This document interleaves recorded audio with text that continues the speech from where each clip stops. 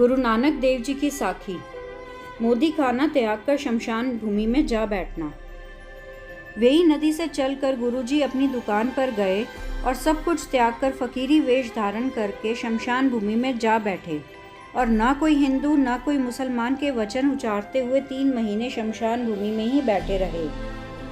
इस समय मूलचंद जी ने आप जी के ससुराल और चंदो रानी सासू के शामे पंडित को आपके पास भेजा कि आप जी को समझाकर घर लाएं, परंतु गुरु जी ने उसको सत्य नाम का उपदेश देकर कृतार्थ कर दिया और वहीं पर बैठे रहे।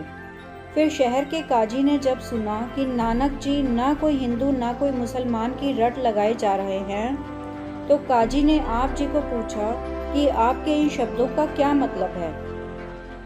तब गुरु जी ने कहा कि इस समय अपने धर्म के अनुसार चलने वाला ना कोई सच्चा हिंदू है और ना कोई अपने दीन मज़हब के अनुसार चलने वाला सच्चा मुसलमान ही है। तो काजी ने जब इस तरह सारी बात नवाब को बताई तो नवाब ने गुरुजी को बुलाकर कहा, अगर आपकी नज़र में हिंदू मुसलमान बराबर हैं तो आज जुम्मे यानी शुक्रवार का दिन है, आप मेरे साथ मस्जिद में चलें और नमाज पढ़ें। तो गुरुजी सत्य वचन कहकर नवाब के साथ मस्जिद में चले गए। नवाब और काजी और दूसरे सभी लोग नमाज पढ़ते रहे, परंतु गुरुजी चुपचाप खड़े रहे।